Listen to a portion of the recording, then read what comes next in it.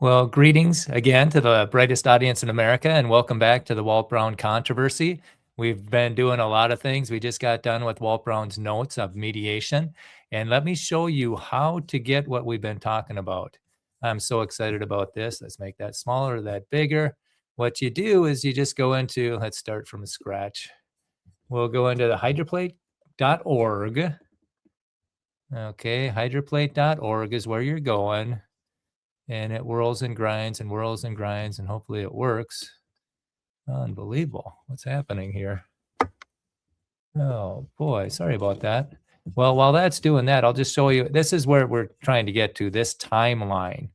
And it's got the letter from Brown to Morris. That's the one we want to do right now.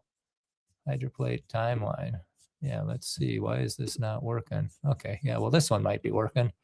Hydroplate.org. Is that going to work? Oh, maybe somebody's working on the page. That wouldn't be good. Okay, well, we'll go to, let's see. Oh, there we go, hydroplate.org. Let's go to the hydroplate controversy. Let's go up to the timeline, which is really, really, really, really, really cool. So you just click on it, and this is what we've done. You can click on it, you can see what it's there, and we want to skim ahead here. We've gone to all these letters in the previous rounds. We got up to June of 1994. That's the one we were at. Whoa, where was that? What happened there?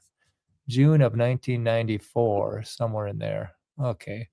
And this is what this Brown to Coppage, that was to set up the arbitration, and that was agreed upon. And then ICR and Steve Austin backed out 4 days before it. And they said, we'll do mediation. And Walt Brown didn't want to do that, but he did. Okay, and what did we just do here? Letter. Okay, wait a minute. We want his mediation. Okay. Austin to Robinson, Brown to Robinson. Okay, this is what we just did. Personal memorandum of mediation between Brown, Morris, and Austin, which was conducted on June 21st. So we just did this one. This is probably the best one of all these. It's controversy, mediation notes by Walt Brown. I encourage people to go through it. You can just read it on yourself. But if you want to have it playing when you're driving, this was pretty eye-opening, especially the part where Austin got caught lying. Okay, but let's see here. That was down at the bottom of that page. So what happens after this?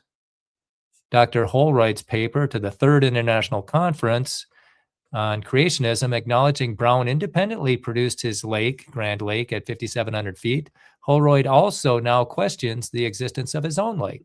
And this is such a neat tool. And you can go in, you can see all this stuff, see for yourself what they say. Man, this is such, whoever, the person who put this website together, man, this is top notch right here. Okay, and then there was a letter from Brown to Robinson. There was a letter from Austin to Robinson. So this is what their emails are going back and forth after the mediation. They're still trying to get the end note 40 cleaned up, and the Radis sheet, worded quite properly. And we've read these already on previous emails, and we've done this one. What was this one? This one was complete letter from Peter Robinson, head of the mediation board. And I think he was the only one that actually read the material for the mediation, to Walt Brown and Steve Austin, telling Austin to use the name Grand Lake because that was a name given to it by its discoverer, Walt Brown. Dated September of 21st of 94. Another letter outlining the mediation panel ruling. Robinson to Brown and Austin. I think we've read all of these. And then Austin to Robinson. So they're trying to push back on what he's decided. Robinson to Brown and Austin, November. And I think we did that November one already. November, let's see here, Pepperdine University. Yeah, they're just kind of going back and forth on what the end notes should be. And let's do this letter from, let's do this next one. Okay, December 29th, 1994, letter from Brown to Morris. Okay, This is December 29th, 1994, and we get to see the actual letterhead. I love this. This is the Center for Scientific Creation. That's Walt Brown's organization. And let's see, it's from Dr. Walt Brown, and it's going to Dr. Henry Morris, dated December 29, 1994. Let's see. I just want to make sure you're seeing what I'm seeing. Do you see what I see? Yes, you do. Okay. Okay, dear Henry, your entire letter of December 20th is produced below. I will comment on each portion of it. Morris writes, I have read your letter dated December 14th to our ICR board members. It was our understanding when we sent you the names and addresses of our board members that you would be sending them only the joint statement by the chairman of our mediation team as part of the 50 key people desired to have this statement. Brown replies, when you say it was our understanding, the reader has the false impression that our refers to you and me, therefore I broke an agreement we had. Instead, you mean you and Don Rohr had the understanding. I never had that understanding, nor did I ever make such a commitment. On October 5th, 1994, when I asked Don for the names and addresses of your board members, he refused. Trying to keep information from your board members is a mistake, in my opinion.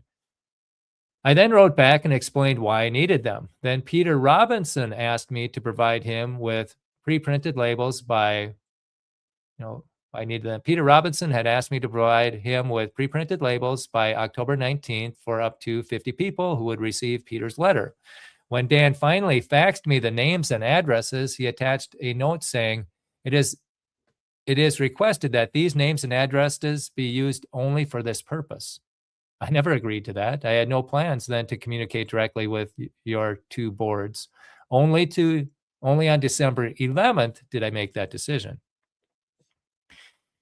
Morris, our agreement was, of course, that if the two sides could not agree on the content of this joint statement, then both sides would be bound by the compromise statement prepared by the chairman of the mediation table. The agreement stipulated that Peter Robinson will draft the final language based on the input from Brown and Austin. Well, Dr. Brown says, what you say is correct, but incomplete and therefore misleading. Our mediation on June 21st ended with a good agreement for everyone. It had three parts. One, an errata sheet would be placed in each unsold Grand Canyon book if 1,000 or more remained. Peter would resolve any disagreements on what were and were not errors. The errors would not be repeated in future printings. 2, neither side would attack the other's integrity. 3, a letter would be set up to the 50 people I selected. A letter would be sent to up to 50 people I selected, people who had heard or inquired about this conflict or who had some need to know, such as board members. They would receive a letter stating what happened. As you said, Peter was to write the letter if Steve and I could not agree on its wording. No one outside our organization would be told of the matter. If someone asked, they would be given a copy of the letter. Steve broke the agreement by blocking number 1 above. He continually evaded my frequent question, how many books remained? That question had to be answered before work on an errata sheet could begin. Steve delayed and misled for 3 months until the book's inventory was almost zero. Attachment A gives the chronology. Okay, Morris. In any case, you have now chosen to make your accusations and threats to both our board and our technical advisory board. Because our full board does not meet again until January 21st, I will ask one of the local members of the board to review the entire file in time to make recommendations to the board at the meeting. The technical advisory board never has meetings and would not be involved in any decisions. Brown. I know your technical board has no meetings, but they are to give technical advice. I assume you are open to their technical advice and they are willing to give it. Their names and function are prominently listed on ICR stationery. I hope it's more than window dressing. If not, it's misleading. This reminds me of how ICR listed me in your graduate school catalog from 1981, 1982 as a member of your graduate school faculty. I was not, nor was the subject ever raised with me. That was too misleading, or that too was misleading. I will be happy to delay my actions until after your January 21st board meeting. I hope ICR will acknowledge and correct the two problems that were the subject of our year-long correspondence. 1, false derogatory statements, and 2, plagiarism. Maybe we can get back to the 3 elements of our June 21st agreement listed above. After your local board member has studied the entire file, he might want to contact me by phone to verify that we are looking at the same evidence. Doing so before your board meeting might simplify matters. I must disengage from this controversy as soon as possible. It has taken way too much of my time. I was willing to devote the time and effort of it in hopes of resolving it quietly and privately for the good of the creation movement. Morris writes, I would strongly urge you not to carry out your threat to air this material before the enemies of the gospel. This would hurt not only ICR, but the cause of Christ and creationism in general. Has your board authorized this threat? Do they really agree that it would be right for you to do such a thing? Brown responds, as I wrote you in my letter dated December 14th, my board members unanimously agree with these steps. Morris writes, please remind your board first of the mediation agreement, which you endorsed on June 21st in the presence of 6 witnesses. This agreement includes the following commitments. Communication regarding disputes between parties will not be circulated to anyone. All parties agree not to make comments that will attack the other's integrity. Brown, responds, again, Steve broke the agreement. 3 times I wrote Peter and you or Steve explaining why I considered the agreement broken. The letters were ignored. An appropriate response by you, Henry, would have been an apology with a promise to get things back on track or to make amends. I would have accepted either one. Minutes after our mediation session began, you asked who could be told what transpired at the mediation. I suggested that we address that question at the end of the mediation. Everyone agreed. When that time came, you said that people at ICR were aware of the conflict and would want to know what happened. You wanted to inform them. I concurred and added that we have a responsibility to keep our board members informed as well. Any communication I have with your board members is therefore not a violation. I have not communicated either orally or in writing anything about the mediation outside our organization.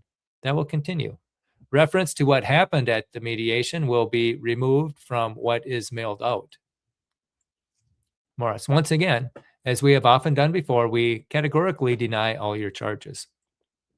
Brown responds, if you and Steve have done nothing wrong, then my giving copies of the file to a few others will do you no harm. It could harm me. Even an enemy of the gospel would make a serious mistake if he accepted and repeated my charges without being able to back them up with what you and Steve wrote. Otherwise, you could cut their accusations to ribbons and discredit them when the charges were aired. But if you and Steve have done something wrong and will not acknowledge and correct it, then your decision to continue stonewalling will hurt our common cause. We both know that the 3 people who will receive the file will read it over very carefully. The issues are ethics and integrity, not creation and evolution.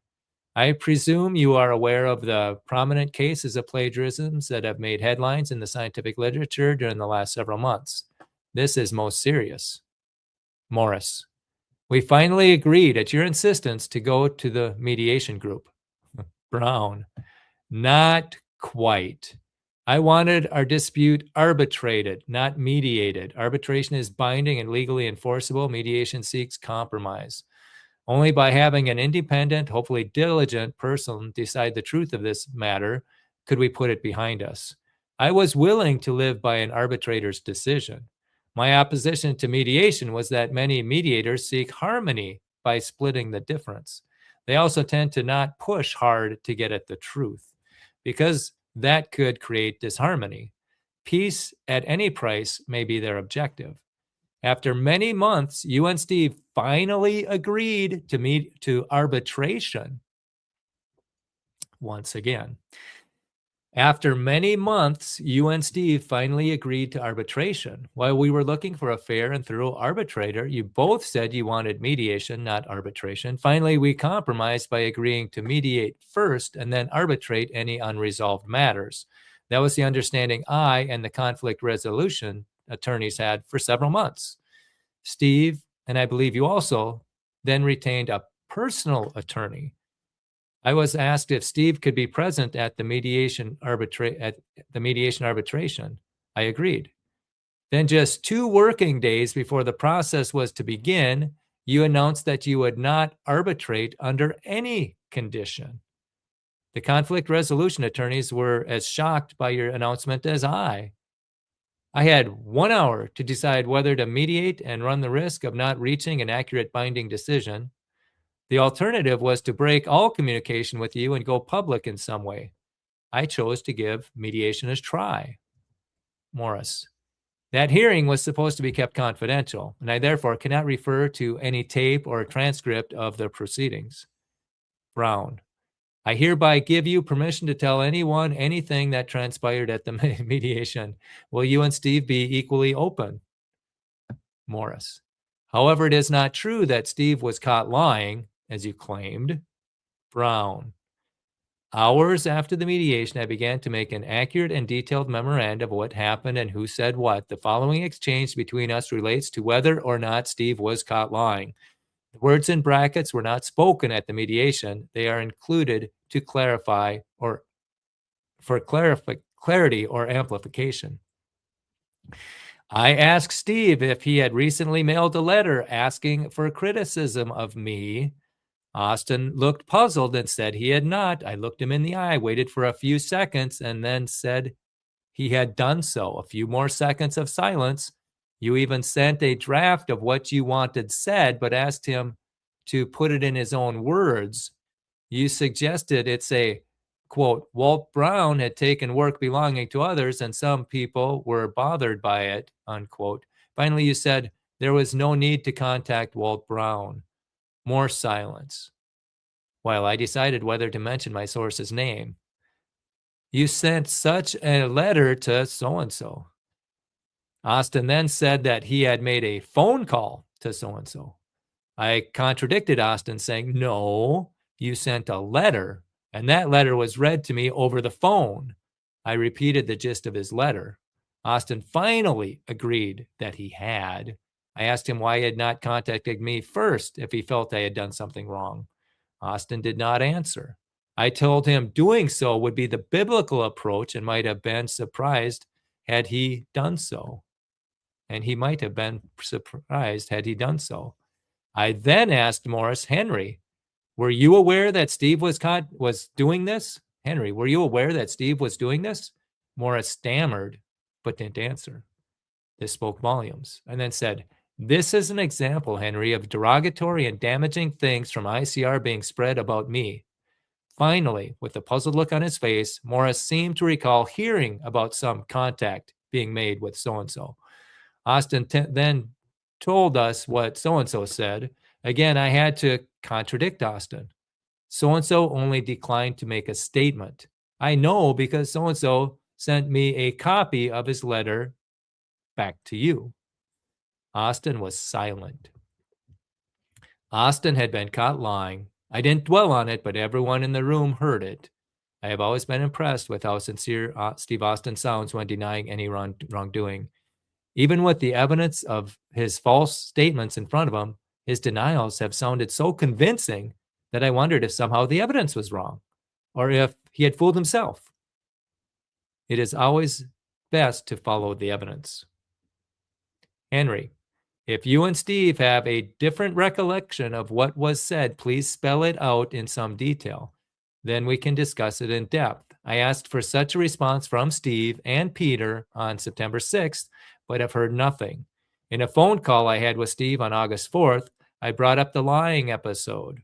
Steve's only response was, I don't want to talk about it. Morris.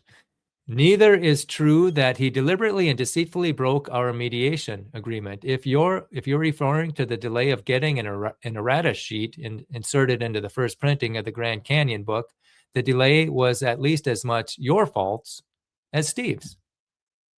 Brown, completely wrong.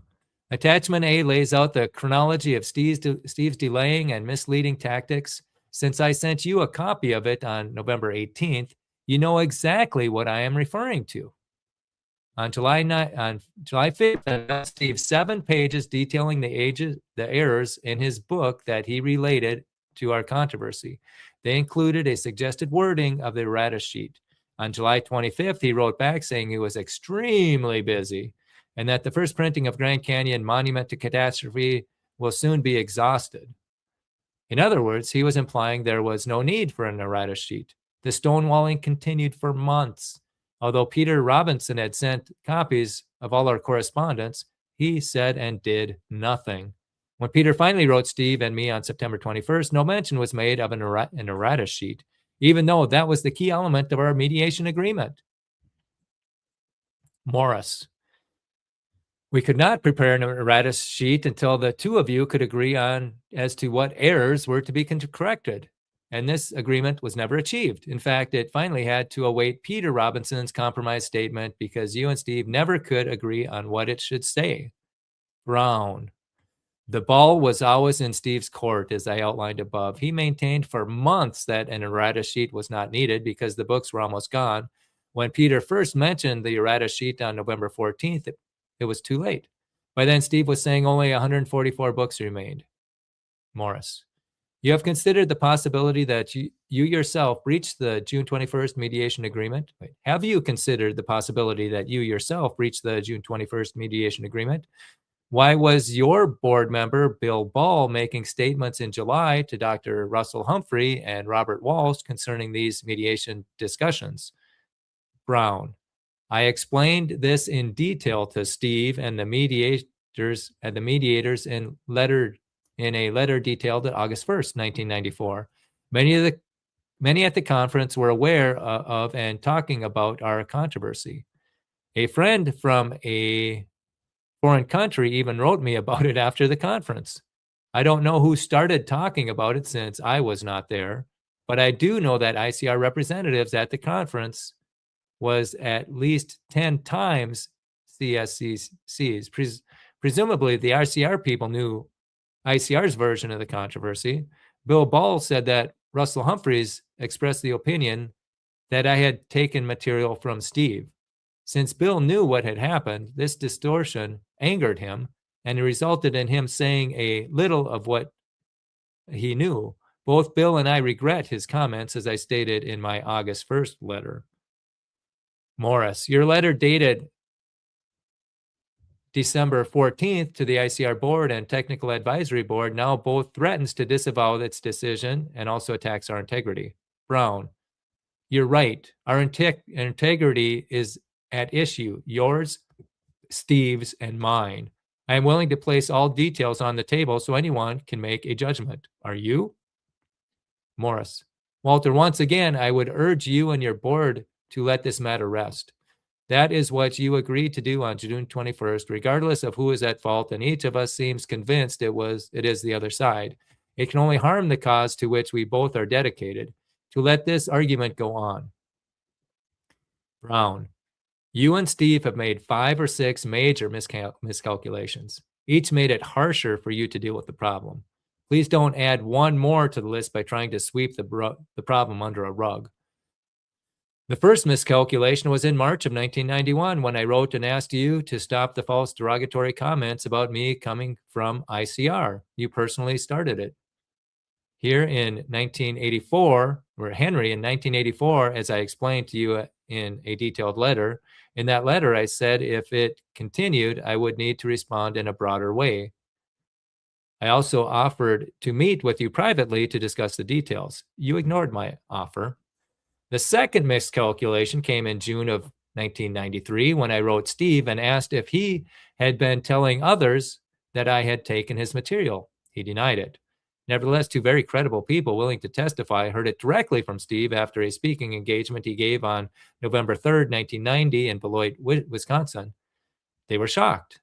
While Steve might have forgotten what he said, he certainly would not have forgotten how he felt. But when I asked him if he ever felt that I had taken his material, there was a long, awkward pause, and finally a not very convincing denial. If this was just a misunderstanding, the first thing one would expect Steve to do would be to talk it over with the two witnesses I named. Steve has yet to do this. Another miscalculation concerning Steve put in his things Steve put in his May 1994 book. While he was obviously trying to protect himself by the words he chose, a mutual friend of the three of us told me that Steve dug the hole he is in even deeper. One falsehood which would catch is Steve's statement on page 109.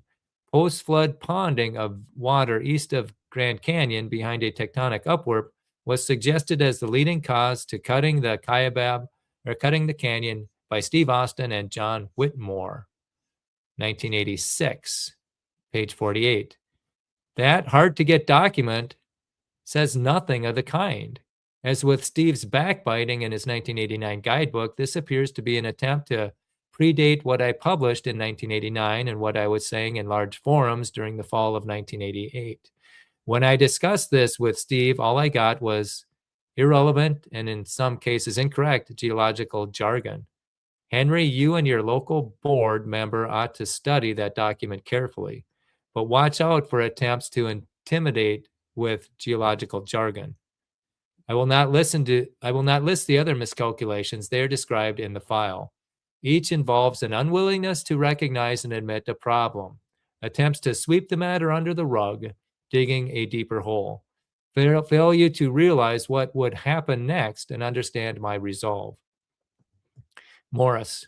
In the meantime, I'm enclosing a small personal end-of-the-year donation. Oh boy.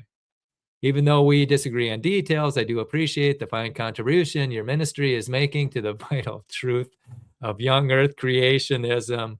I trust you will have a good Christmas and New Year. Oh my. Brown. Thank you. I do appreciate ICR's unwavering stand for young earth creation and a global flood. I also hope you and your family have a good New Year. A good way to start the year is to have a board member whose judgment you value study this matter in great detail for at least a week, then give him full authority to choose ICR's course of action out of this conflict.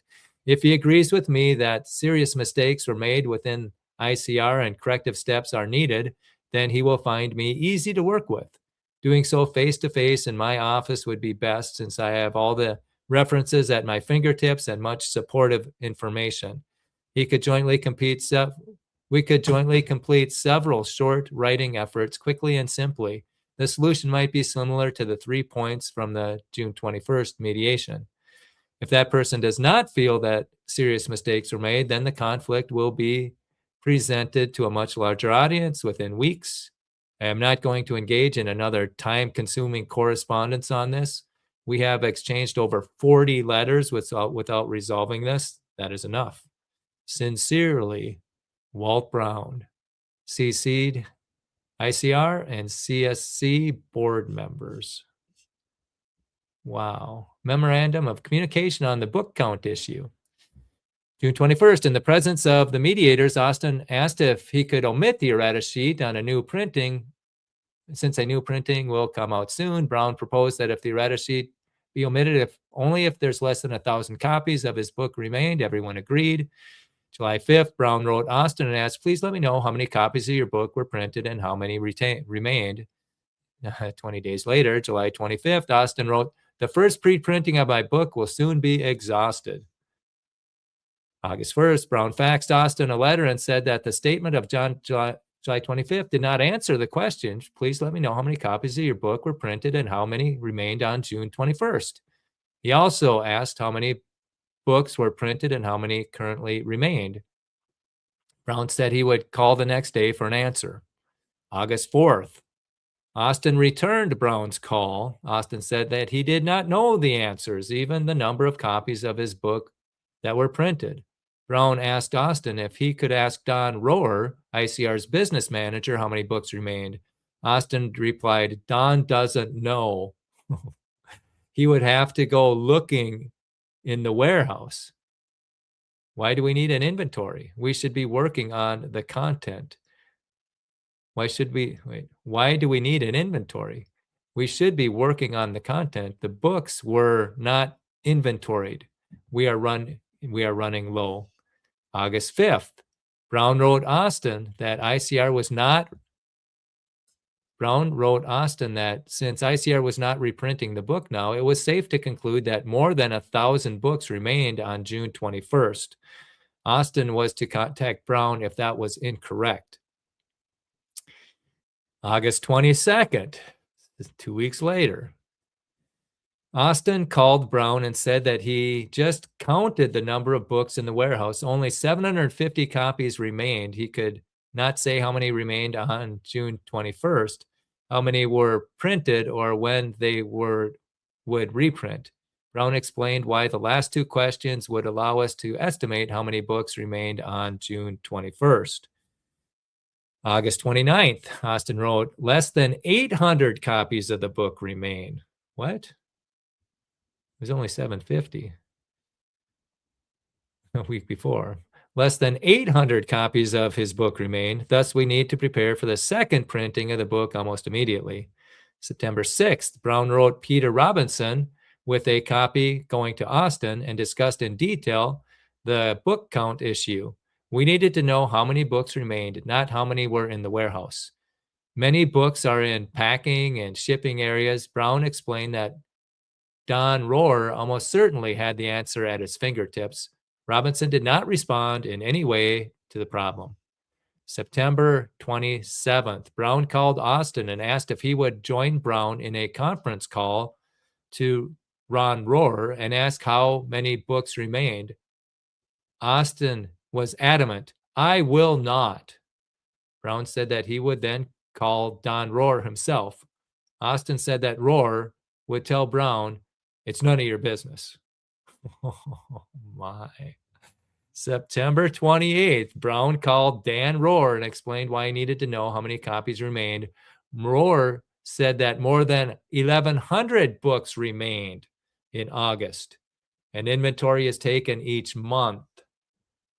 Let's read that again. September 28th, Brown called Rohr and explained why he needed to know how many copies remained. Rohr said that more than 1,100 books remained in August. An inventory is taken each month. 1,100 books. So that's more than 1,000, which was the cutoff for not having an erratus sheet. So the plot thickens. And again, you can have all this information for yourself. Again, this is on the timeline. The timeline, we'll just back out of here. This is the timeline. We're going to back out so you know how you can get in. This is on the timeline that we were looking at. Let's see, what was the date on that? That was December 29th, 1994. So that's the letter we read, December 29th. 1994. So it's going to be in here somewhere. Brown. Yeah, that's it. That's what we read. Well, letter Brown to Morris. Okay, so then to get to this hydroplate timeline, just back out of there. And it's on up here on the hydroplate time. And the way you get that, oh, that's right. Oh, you go into the hydroplate theory, hydroplate.org. Here's the resources going down into hydroplate controversy. And then you hit the timeline, which is an amazing tool where you can read everything in the proper order. So let's back out of here and let's take a look. Okay. And again, okay. So why are we spending time on this? Well, this has to do with a theory that explains 25 major features, and it's making accurate predictions, and NASA discoveries are validating it. And it's not being discussed. I wish somebody could give me a logical reason why not to discuss a theory that's making accurate predictions. And I think one of the reasons is this can of worms that we're looking at. They don't want to discuss it because they have to deal with this. Well, actually, you wouldn't even have to deal with this. We could ignore this thing if they would discuss it. You know, we've tried for months to get CPT and HPT guys to have a roundtable discussion. You know, we were trying this over a year ago. have a roundtable discussion, look at the strengths and weaknesses of each theory. And it's just they haven't done it. And so this might be one of the reasons, but if they would, we don't have to deal with this. Let's talk about the strengths and weaknesses. Let's let science advance. And so that's why we're doing this. We don't want to, again, tar or feather anybody. We don't want to hurt any organization, but we do want a theory to be discussed that's making accurate predictions. And for whatever reason, it's not happening. And they're still saying terrible things about Walt Brown and his theory, even this year, 2025. If you want to see what the emails flying back and forth between the sides are, there's a video out there called Jousting Flood Models. It's on the Solidify Your Faith YouTube channel, where you can see, what we're trying to do. We're trying to get a discussion here, and you can see the questions that they ask about the hydroplate theory. One of the geology, experts asked, well, how does granite turn into basalt? And I asked him, where did you ever hear that? I've never heard that. And yet that's his question. So he clearly doesn't understand the hydroplate theory. And that's one of the geologists, an expert, lead scientist that people are depending on to give them the accurate advice. So that's where we're at. And so again, it doesn't appear like the top is going to change, even though I think the tip top at ICR is really good. The president involved hydroplate people to come in and present. And I think that's great, but there's been resistance to being discussed, in other circles. And so again, this is going to have to be a bottom up. This is going to be a grassroots movement, because clearly the people on top, there's nothing happened. This happened 31 years ago. These emails or these letters were going back 31 years ago. And so nothing's happened in 31 years. Is this going to hurt the thing? Could we lose, It's like, well, we don't have any farther to go. But anyhow, let's take a look. Okay, see what the comments say here, if there's any worth repeating. Okay, let's see. What is this? Yeah, we just discussed this. We're just trying to get science to advance. That's what we want. Let's take a look at this theory. You can go into the Hydroplate Week of Celebration. Yeah, we'll show you this. Let me share you where you can go get some more information. And I encourage people to go into the Week of Hydroplate Celebration. It's on YouTube. And then just search blackballed. Or maybe you can even do it with black. Can you do it with black? We'll test that out. Nope, it's got to be blackballed. The title of the talk is Why Was Walt Brown Blackballed? And then you can hear it. You can see it yourself. And it's pretty sad the way Walt Brown was treated. And so we just want that situation to be rectified. We want people to honor him instead of slander him. And he's the Isaac Newton of our day, and he's been kicked to the curb by evolutionists and creationists alike. And that's a tragedy. And we're trying to fix the tragedy. If a man makes a mistake and doesn't correct it, he makes another mistake. And there's been a lot of mistakes made here, a lot of misinformation. And that should, let's drop out of here. Yeah. And so that there's been a lot of mistakes made here. So again, I thank you for taking a look into this, and I encourage you to start asking questions. When you go to hear creationists speak, when you go to the creation museums, when you have an opportunity, even if they're speaking on a podcast, put them in the comment sections. What do you think of the hydroplate theory? Why isn't the theory that's making accurate predictions being discussed? Will you put it into your flood museum? Put it in your museum. Will you allow us to think about flood models instead of just memorize what you're presenting? That's what the evolutionists do with their blind chance dogma. They only present one idea. And as Christians, we should have a higher standard than that. If there's two theories out there, present them both. Let people think. Set an example for the blind chancers. And even Walt Brown set a tremendous example. He was friends with Bob Dietz, who was one of the founders of plate tectonics. He coined the term seafloor spreading. And yet they could be friends and they could discuss their theories. We can't even get a discussion with a catastrophic plate tectonic proponent. There's people that want to know more about the flood models. They want to know, but there's resistance inside their organizations. And there's a saying out there, sometimes science progresses one funeral at a time. And hopefully that's not the case here, but who knows? So again, the grassroots movement would help, and there's an avalanche of truth coming. The hydroplate theory is a theory that makes 25 major accurate explains 25 major features on Earth and in the solar system, such as the mid-oceanic ridge, how plateaus formed, how mountains formed, why the near side of the moon is pounded instead of the far side, why the lava flows are on the near side, why rounded boulders are in asteroids and comets. And so then and it makes astoundingly accurate predictions, like what they'd find in a comet or an asteroid, or where they'd find, water under oceans, just incredible. Salt on Mars, made these predictions. And then now NASA discoveries are validating them. So we have, as a creationist, we have everything we need. We've got there's more evidence against the Big Bang and evolution than ever before. There's more, the Big Bang's fallen apart, the origin of life has fallen apart, evolution has fallen apart, and I would submit plate tectonics is falling apart, and this information is more easily accessible than ever before, and just with the internet, and it's broken into bite-sized pieces like never before. Some incredible fast-hitting, entertaining videos that get you up to speed really quickly. Okay, we've even got a theory that's making accurate predictions. We've got a professor at the U.S. Air Force Academy that goes along with the hydroplate theory, and other PhDs. We've got everything we need, except there's not enough people, except the creation organizations. They're ignoring all of this. They're ignoring the accurate predictions. They're ignoring that. And so that's a domino that needs to fall. And I'm just waiting. Which one of the big museums is going to put the hydroplate theory in there? They're going for second place because there's one in Broken Bow, Nebraska, Boneyard's Creation Museum. They've got the hydroplate. But now the race is to which one's going to let people think about the flood models.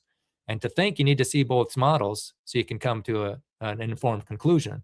And Thomas Chamberlain, he wrote about this over 100 years ago. He says, there should always be multiple competing hypotheses. So then people can sharpen their analytical skills. They can compare and contrast. They can, think independently. And yet he says otherwise they just memorize and conform. And in the secular museums, you just memorize and conform. They don't put a creation model out there. It's just a blind chance model, which takes a lot of faith. But yet in the creation museums, they don't let us think about flood models. They just have their catastrophic plate tectonics, which is a secular model sped up. And they're ignoring a theory that's making accurate predictions. And that theory also has more biblical support than catastrophic plate tectonics. And so which museum, and my guess it's going to be Boneyards again, they're going to have a display there comparing the hydroplate theory with catastrophic plate tectonics. And they're going to have a display. And I suggest that they start with predictions. If your theory doesn't make predictions, it's weak science. And just put the predictions that are made, the predictions that are confirmed, and the biblical support. That would be a powerful display in creation museums. And so again, which creation museum or center is going to allow people to think about flood models? Stay tuned. The one who does it, they're going to be they're going to be leading the chart, the avalanche of truth that'll follow. And the ones that resist, they're going to get bowled over by this avalanche of truth. And people, it's going to hurt their donations, I would guess. If you're just pushing this theory, secular theory, and ignoring a theory that makes accurate predictions, whoever's going to swallow their pride and put it in their museum first, I would guess that their donations would go up. I would support that. Give people an opportunity to think. Yeah. So basically, you want to lead the charge, or you want to get bowled over by the avalanche of truth? It's up to you. And you can play a big part of this by sharing these videos online, by cutting them up, making them into shorts, by commenting on creation speakers online, asking public questions in person and in private, and it's time for this theory to get some traction so that people stop doubting that there was a worldwide flood. They can stop doubting, that the Bible's not true. And you've got a powerful tool here, and we need to equip Christians with it. And people who resist it, it's very disturbing. I don't respect anybody who wants to limit thought, especially if it's a theory that makes accurate predictions. And people who want to see it, who want, the injustice to be done, I have so much respect for them. So much respect for them. But there's resistance inside their organizations. And there's even creationists who don't even want to be seen on camera asking questions about the hydroplate. They think it could impact them financially or for whatever reason. There's a tape out there, but they didn't give us a green light to show it. Okay, and there's also a guy out there. He won't make hydroplate theory videos because it might impact his business. because a major creation organization might stop doing business with them. So there's coercion out there, and I don't respect anybody who wants to coerce silence about a theory that's making accurate predictions. So that's where we're at. I hope you're enjoying this series. It'll be interesting to see what happens next. I know there's going to be another actor coming into the scene, Pastor Kevin Lee, and so it'll be interesting to see. So the saga continues. The truth is coming to light. And thank you so much for taking time to look at this. And I look forward to seeing you at the next video as this saga